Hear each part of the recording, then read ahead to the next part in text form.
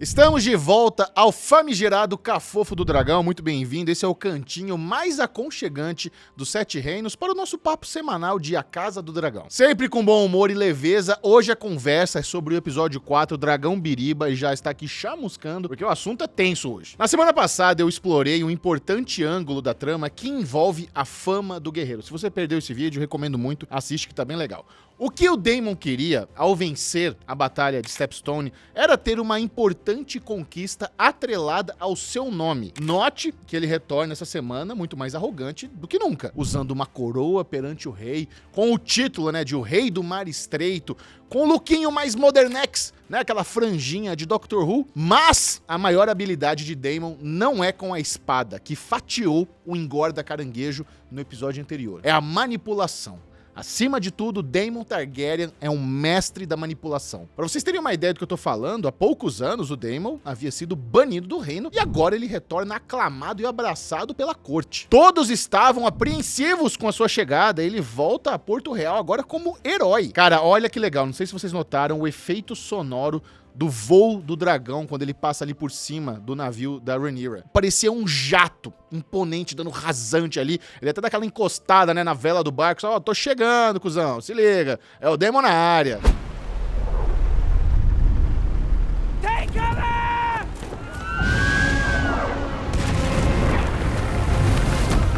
Daemon entendeu o que metade do reino não conseguia enxergar. Rhaenyra não queria ser cortejada com a promessa de posses e proteções por um velho babão ou por um juvenil folgado, que estavam ali todos se jogando aos seus pés. Rhaenyra queria ser conquistada, impressionada. Ela é jovem, ela é ousada, bocuda, quente. O fogo do dragão arde naquela mulher. Cara, e o Daemon foi perfeito, Ele criou uma noite de emoção maravilhosa, uma noite excitante, que começa com o desenho ali da passagem secreta, um disfarce, um passeio no submundo de Porto Real, uma bebidinha aqui, um teatrinho ali, e é claro que a noite sempre termina na casa de todas as casas. Foi muito legal acompanhar toda a estratégia do Daemon. Ele seduziu sua sobrinha, fez a temperatura subir, porém, outra coisa ali não subiu e a princesa ficou lá com o fogo do dragão ardendo enquanto o Daemon amargurava a broxidão. Só que agora, a fama da princesa está feita. Ela não é mais pura, ela não é mais donzela. Sua virtude foi difamada. E a verdade não importa, porque percepção é verdade. Ela expôs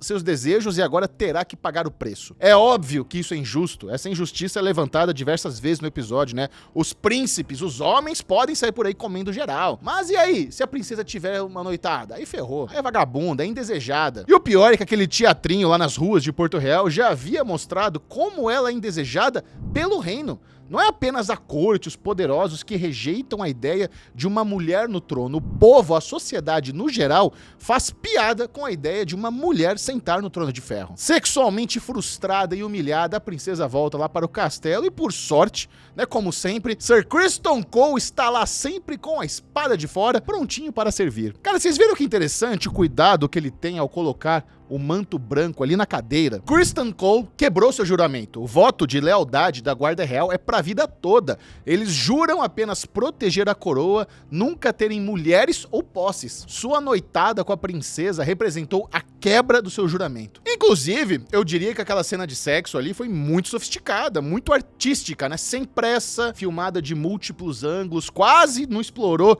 nenhuma nudez. Você via os movimentos e quando ia mostrar alguma coisa, a câmera trocava por um reflexo no espelho, mas o espelho estava um pouco sujo, aí trocava por uma câmera lateral. Eu até fiquei pensando, se você é um ator ou uma atriz que não se sente confortável com nudez, essa cena desse episódio é um bom exemplo de como fazer algo quente, que demonstra que rolou ali um sexo apaixonado sem nenhuma apelação, zero apelativo. E tem uma coisa interessante na dramaturgia, Quando a cena de sexo não é muito apelativa, a mulher não tá lá cavalgando, o cara não tá lá, não tem, não tem muita nudez, isso é uma representação de paixão, de amor. É a trama querendo mostrar, sem mostrar muito, que ali entre eles eles fizeram amor, não é que eles transaram, fizeram um amorzinho gostoso. E a grande verdade é que Daemon e Rhaenyra Targaryen são muito mais parecidos do que eles gostariam de admitir. Daemon mentiu e fez o Viserys acreditar que tinha rolado sim. E Rhaenyra mentiu também, disse que ainda era virgem. Eles literalmente falam a mesma língua. Quando temos cenas entre os dois ali conversando em valeriano,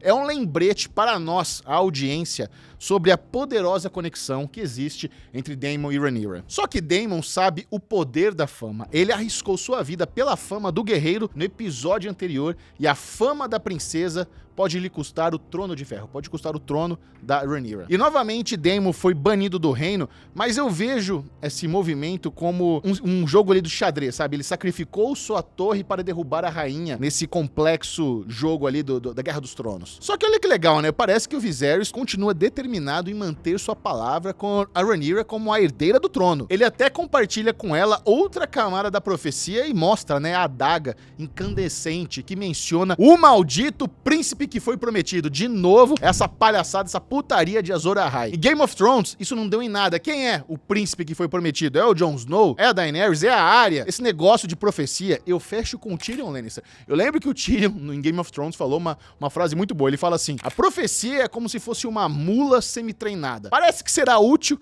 mas no momento em que você confia nela, ela chuta seu saco. Não, como é que é? Ela chuta sua cabeça, alguma coisa assim. E no final, Rhaenyra ganhou de presente um chazinho abortivo e a obrigação de unificar a casa Targaryen com a casa Velaryon. Foi decidido que ela vai se casar com Laenor Velaryon, lembra? O filho do Corlys, que montou o dragão Sea Smoke, que vimos no episódio anterior, durante a Batalha de Stepstone. Ele é o prometido dela agora. E é muito legal como a trama explora muito a questão política. O Corlys já estava se engraçando com a galera das Cidades Livres.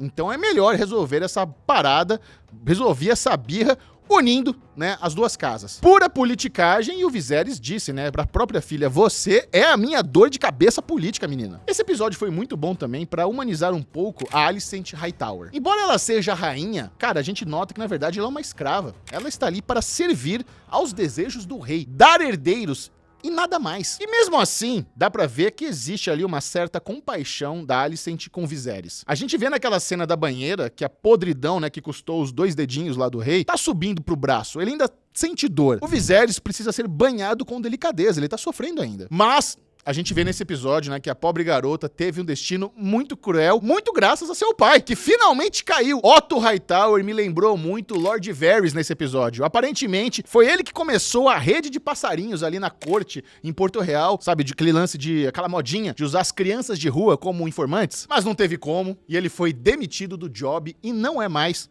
a mão do rei. Os conflitos de interesse dele foram muitos e o rei finalmente abriu mão do seu conselheiro. Esse é o grande problema em ser rei. Sempre que você agrada um, você desagrada outro. Viserys atendeu ao pedido da sua filha, né? E deu uma bica no Otto. Porém, a casa Hightower, gente, é muito poderosa. Eles controlam Vila Velha, eles controlam a Cidadela, a casa da Ordem dos Mestres. É o centro da fé do 7 em Westeros. Ou seja, é praticamente a bancada religiosa. Você vai tretar com eles? Os caras são poderosos. Será que o Otto vai aceitar de boa perder o cargo de segundo homem mais poderoso dos 7 reinos? E agora fica a pergunta: quem vai ser a nova mão? Quem vai estar ali no cerne da fofoca, cheio de influência e poder? Eu lembro do Lord Lionel Strong, né, que já estava meio que servindo como uma segunda mão. Será que agora ele assume full time o trabalho? O problema, eu fico pensando, né, o problema é que talvez o Lord Strong não seja uma mão muito forte. Ah, você gostou dessa? O Strong não é forte. Bom, no final das contas, eu diria que esse 4º episódio foi um pouco mais morno, talvez o mais devagar até agora, mas é um momento importante da temporada. É aqui que a trama dá uma freada para uma importante preparação de terreno. Mas agora eu quero saber de você. Me conte nos comentários o que você achou desse episódio. Me fala a sua nota de 0 a 10. Eu leio 100% dos comentários. Dou o like. Eu gosto muito de ler, assim, de entender o que vocês estão achando aqui do episódio. É claro, todo mundo é muito bem-vindo no Cafofo do Dragão, seu cantinho delicioso semanal de Game of Thrones. Então, dê like no vídeo, se inscreva no canal para não perder. Não chegamos nem na metade da temporada. Temos muito papo ainda pela frente, tá bom? Até!